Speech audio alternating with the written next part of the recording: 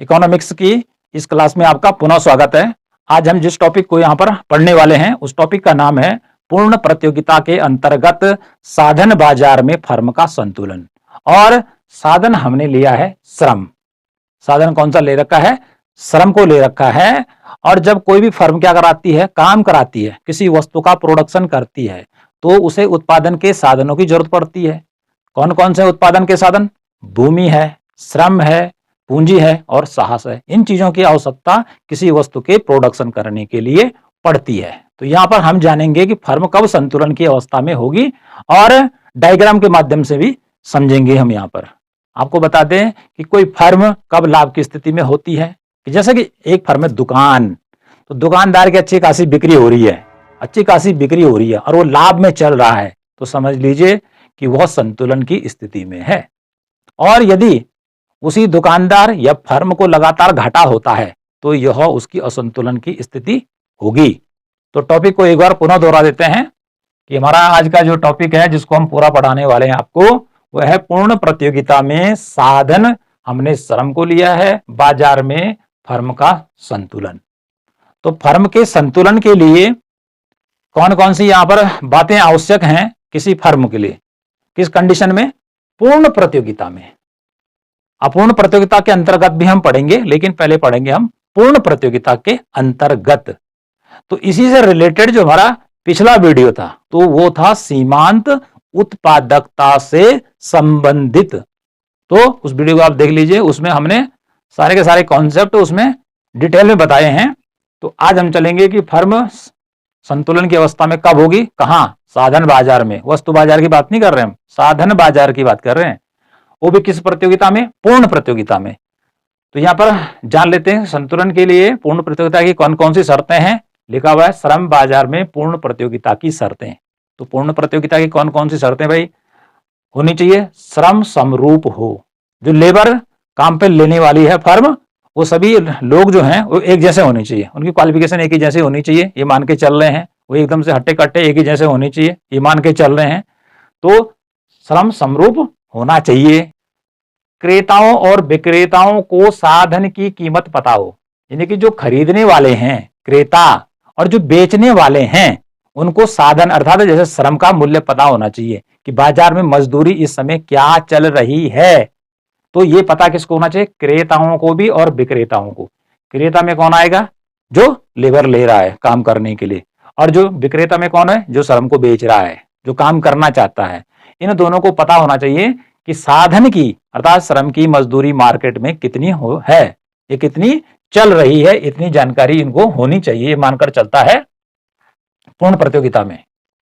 अगला है साधन के क्रेता और विक्रेता बड़ी संख्या में होने चाहिए। अर्थात कहने का मीनिंग क्या है? साधन के क्रेता और विक्रेता बड़ी संख्या में होने चाहिए। इसका मीनिंग हुआ कि साधन बाजार में जो श्रम को खरीद रहे हैं, लेबर को खरीद रहे हैं, काम पर लगा रहे हैं, उनकी संख्या क्या होनी चाहिए? क्रेता और विक्रेताओं की ज्यादा होनी चाहिए। ऐसा नहीं कि दो चार हो जाए, ऐसा नहीं। और कितनी ज्यादा हो जाए इसके बारे में यहां नहीं बताया गया, मतलब ज्यादा होनी चाहिए कुल मिलाकर। इसको सीधे सीधे लिख लेंगे।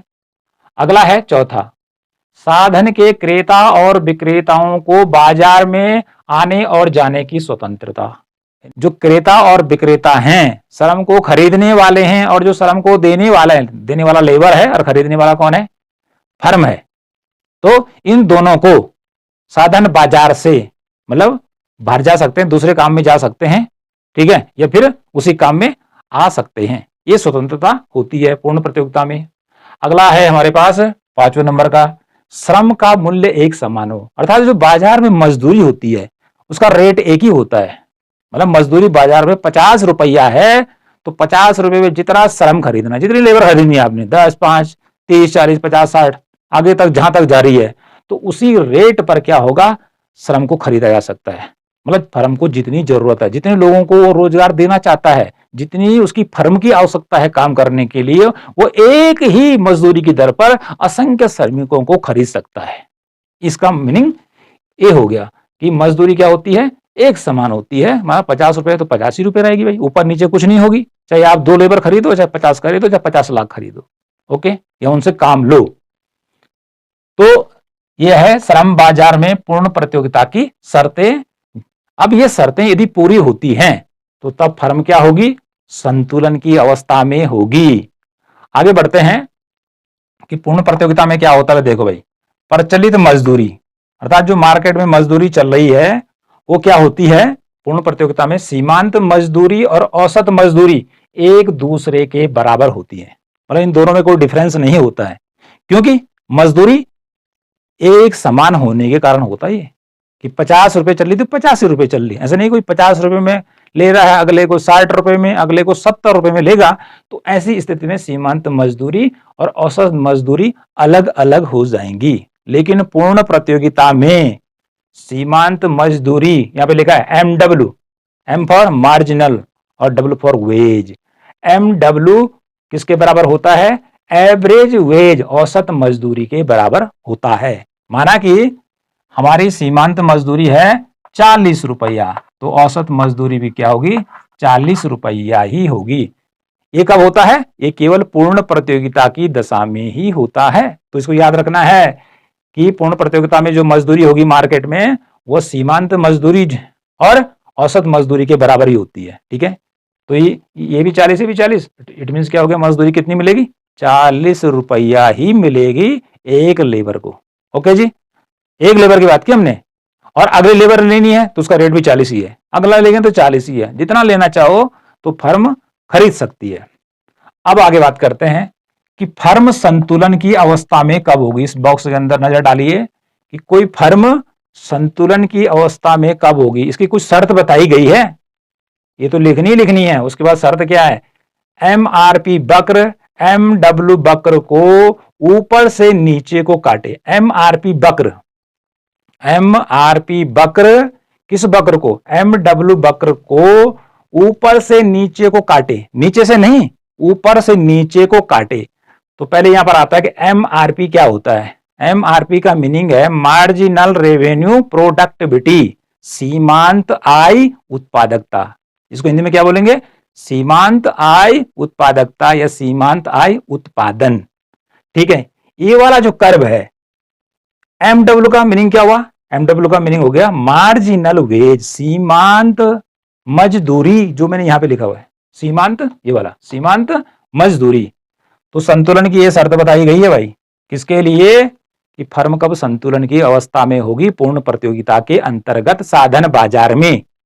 तो MRP वक्र जब क्या करेगा, MW वक्र को ऊपर से नीचे को काटे, जहां पर काटेगा, ठीक है, जहां पर काटे, लिखना तो ये है कि MRP वक्र MW वक्र को ऊपर से नीचे को काटे, मतलब जिस पॉइंट पर काटेगा वहां पर फर्म संतुलन की अवस्था में होगी।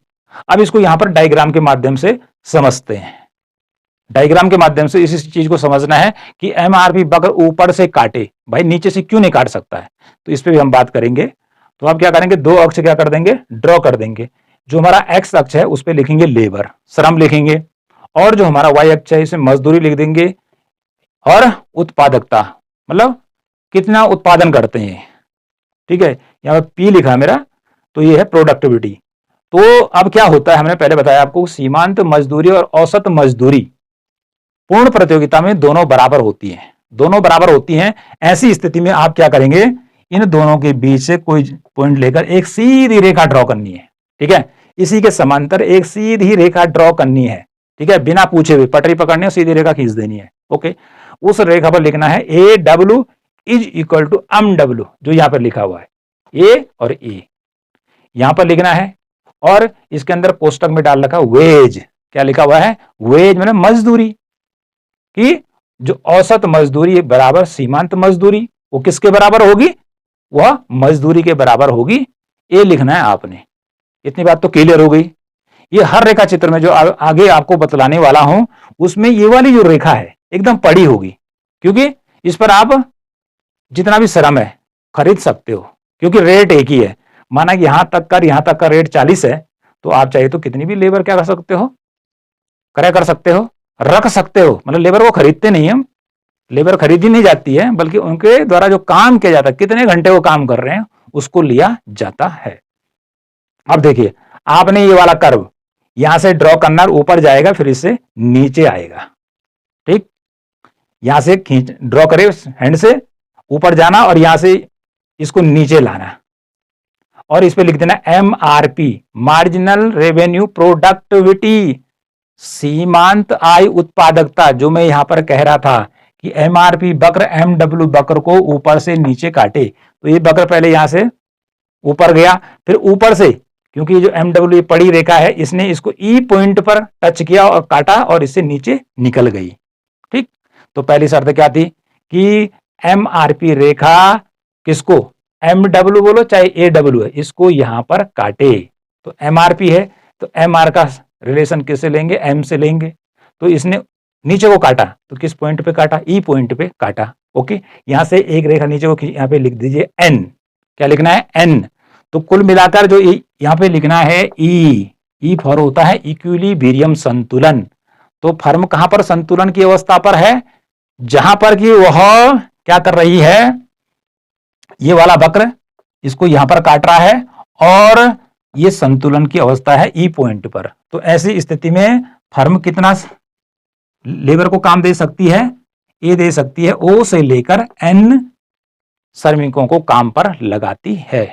ठीक है, ऐसा नहीं कि आपने यहीं पे समाप्त कर दिया, ऐसे ड्रॉ कर यहीं पे खत्म कर दिया, क्योंकि आगे तक ले जाना है, जिससे ही पता चलता है कि किसी फर्म को 2-4 लोगों को नहीं, जितनी बड़ी फर्म होगी उतनी ज्यादा लोगों की जरूरत पड़ेगी, तो थोड़ा इसको आगे बढ़ा लेंगे। एक बार पुनः दोहरा देते हैं कि जो MRP वक्र इस प्रकार से ऊपर को जाएगा, इसका मीनिंग है पहले क्या होगा, MRP बढ़ेगा। ठीक है, पहले नीचे है, ऊपर क्या है, मजदूरी, तो MRP डाउन है। इट मीन्स क्या है, अभी फर्म लाभ की स्थिति में नहीं है।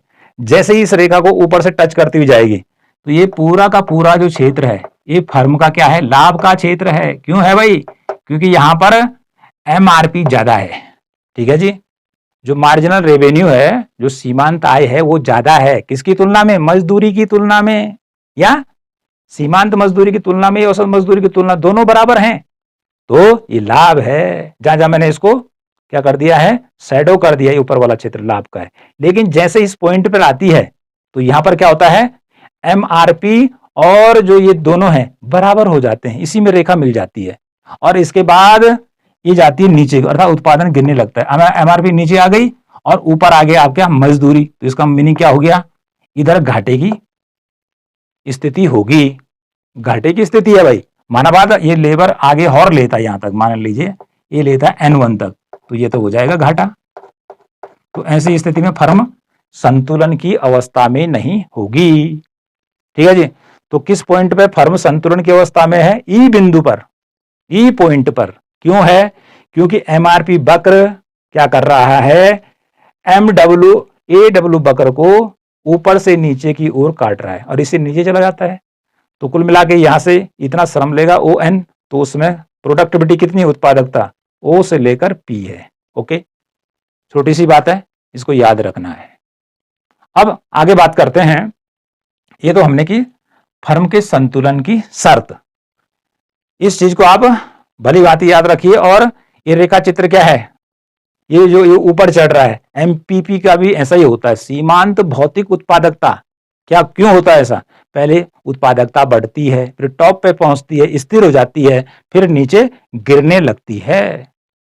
तो इसलिए ये पहले ऊपर गया फिर नीचे आ गया। तो यहां पर इसको पैसों में गिन रहे हैं, तो अल्पकाल में किसी फर्म को लाभ भी हो सकता है, मतलब उसे कहते हैं असामान्य लाभ। मतलब मजदूरी की तुलना में, लागत की तुलना में उसको ज्यादा पैसा मिलेगा।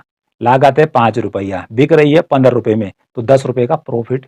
ओके, तो ये हो सकता है अल्पकाल में फर्म को लाभ। दूसरा हो सकता है अल्पकाल में फर्म को हानि।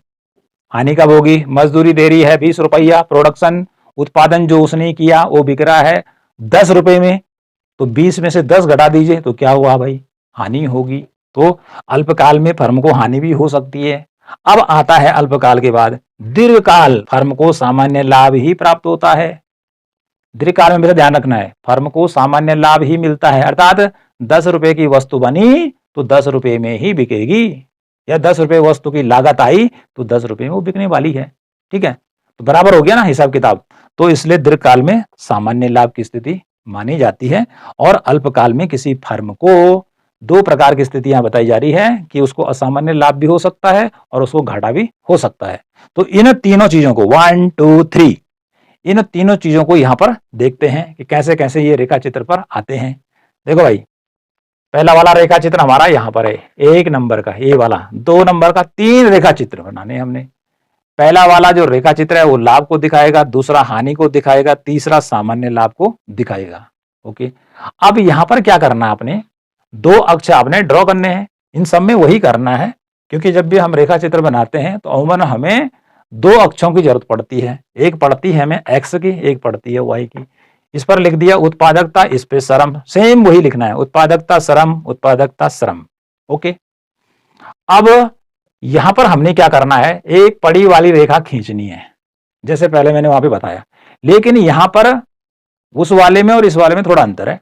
इसमें हम क्या दिखा रहे हैं, जो पड़ी रेखा है ये भी पूर्ण प्रतियोगिता की स्थिति में ही हो सकता है। पूर्ण प्रतियोगिता की स्थिति में ही ऐसा होता है, जबकि जो रेखा है कैसी हो जाती है, एकदम पड़ी होती है, पूर्णतः लोचदार होती है। तो यहां पर क्या लिखा भाई, AFC का मीनिंग क्या होता है, एवरेज फिक्स्ड कॉस्ट, अर्थात औसत स्थिर लागत। औसत स्थिर लागत किसके बराबर होती है, सीमांत स्थिर लागत। AFC is equal to MFC, माना ये 10 रुपया है तो ये भी 10 रुपए के बराबर होगा। लेकिन कब होगा, पूर्ण प्रतियोगिता में, केवल पूर्ण प्रतियोगिता में ही यह होता है।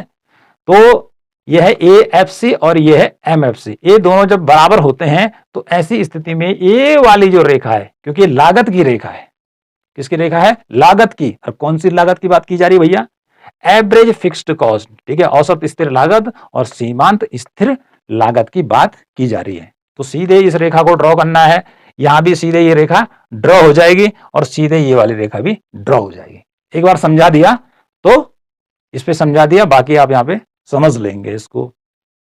अब क्या बताया जा रहा है कि जो हमारा MRP वक्र है, MRP वक्र है वो क्या होना चाहिए, यहां पर वह MFC को ऊपर से काटने वाला होना चाहिए, कि वो ऊपर से काटे किसको, इस पड़ी वाली रेखा को। तो हमने क्या करना है, यहां से एक रेखा ड्रॉ करनी है। पहले आप ऐसे कीजिए, सीधी सीधी बात है, यहां से एक लाइन ऊपर खींचे और ये यहां पर एक लाइन यहां पर खींच दीजिए, ठीक है, सरलता के लिए।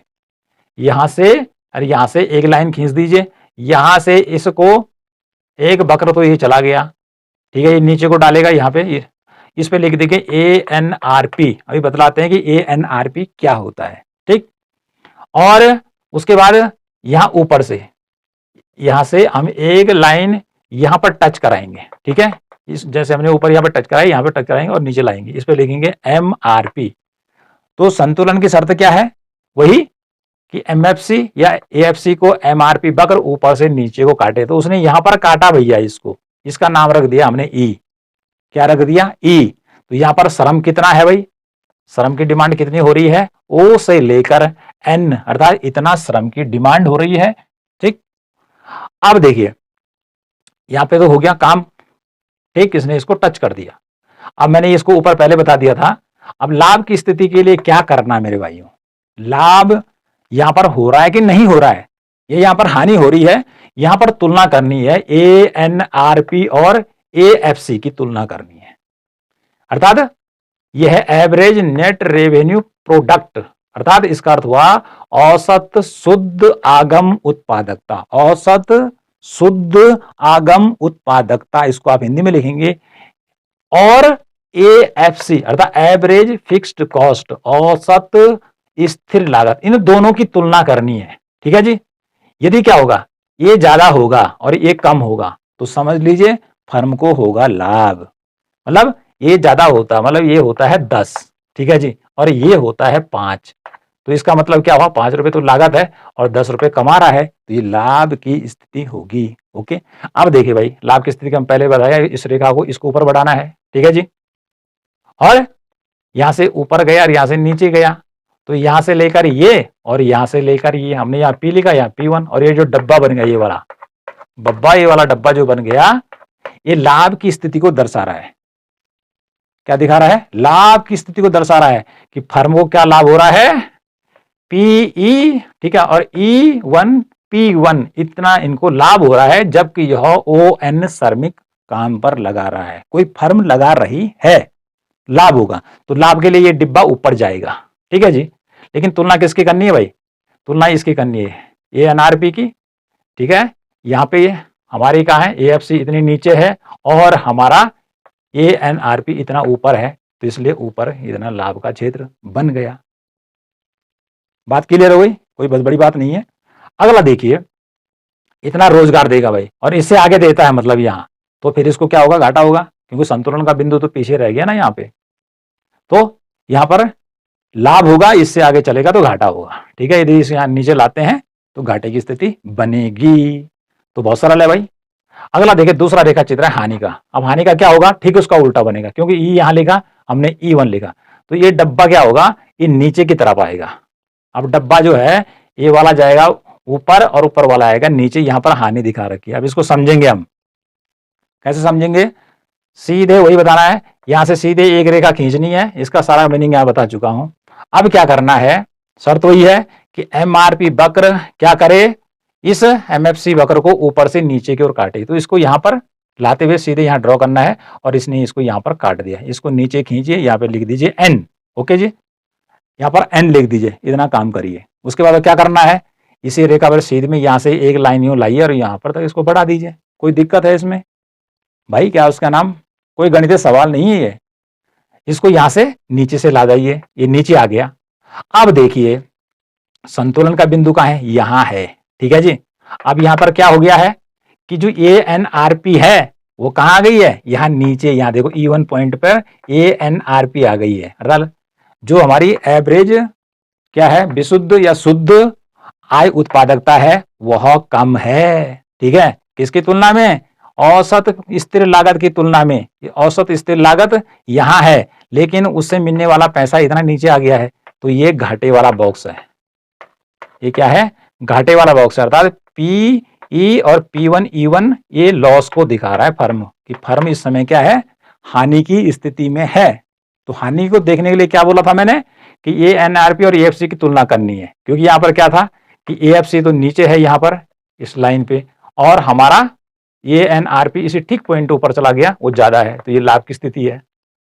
उसके बाद देखिए, यहां पर ये पड़ी रेखा जो हमने पहले बताई थी, जो यहां पर है, इसको हमने ऊपर से यहां नीचे की ओर कटवाया, ठीक है। इस पे लिख दिया MRP। उसके बाद इसको ठीक है नीचे खींचा, N लिख दिया।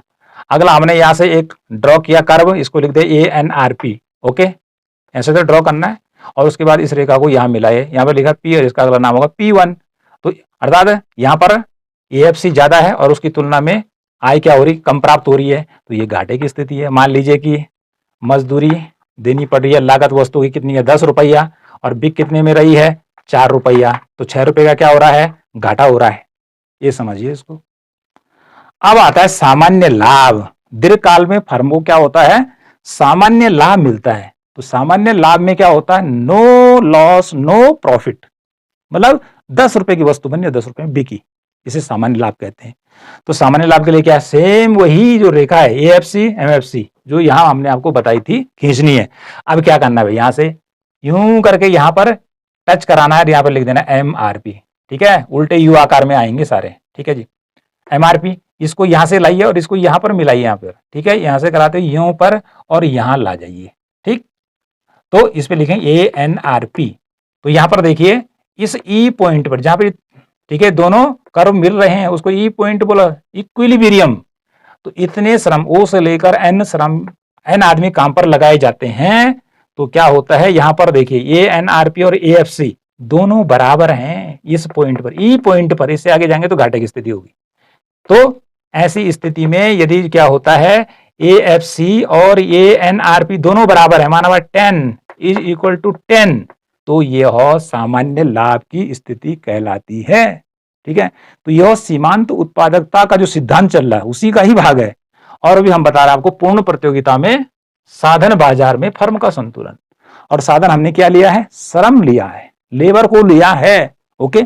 अब देखिए यहाँ पे जो वक्र देखिए, जैसे ये ना वक्र है, ये वक्र कैसे शेप में जा रहा है, उल्टे U आकार में जा रहा है।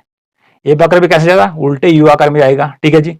ये भी उल्टे यू आकार में जाता है। एमआरपी बकरे धीमी भैंस से बनाए तो वो भी उल्टे यू आकार का हो जाता है। उल्टा यू मीन्स अंग्रेजी का जो यू अक्षर है, सुल्टा तो कैसा होता है भाई, सुल्टा तो ऐसा होता है, लेकिन यहाँ तो ठीक उल्टा चल रहा ना, तो इस प्रकार का होता है। तो यह है लाभ की स्थिति अल्पकाल में, यह है हानि की स्थिति अल्पकाल में, और यह है दीर्घकाल में। ठीक है जी। लेकिन पूर्ण प्रतियोगिता का संबंध तो किससे है भाई? पूर्ण प्रतियोगिता का तो संबंध दीर्घकाल से है।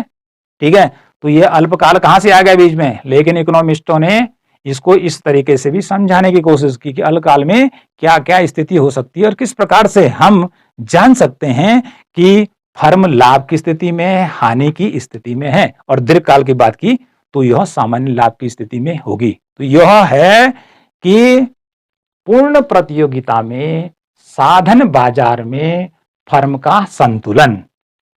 तो इस प्रकार से आप एक तरफ से लिखना शुरू कर देंगे। ओके, फिर फर्म की संतुलन की शर्त लिखेंगे। एमआरपी बक्र, बक्र को ऊपर से नीचे को काटें, उसके बाद ये वाला रेखा चित्र बनेगा। ठीक है, सीधी पड़ी वाली रेखा हम बता चुके हैं। यहां पर हमने औसत मजदूरी और यहां पर लिया है कौन सी मजदूरी? मार्जिनल वेज, सीमांत मजदूरी। लेकिन यहां पर लागत की बात आई है, एवरेज फिक्स्ड कॉस्ट और मार्जिनल फिक्स्ड कॉस्ट। ठीक है, यहाँ पे कॉस्ट की तुलना की गई है, लाभ और लागत की तुलना के द्वारा पता लगाया जा रहा है। तो इस प्रकार से ये जो हमारा टॉपिक है यहीं पे समाप्त होता है।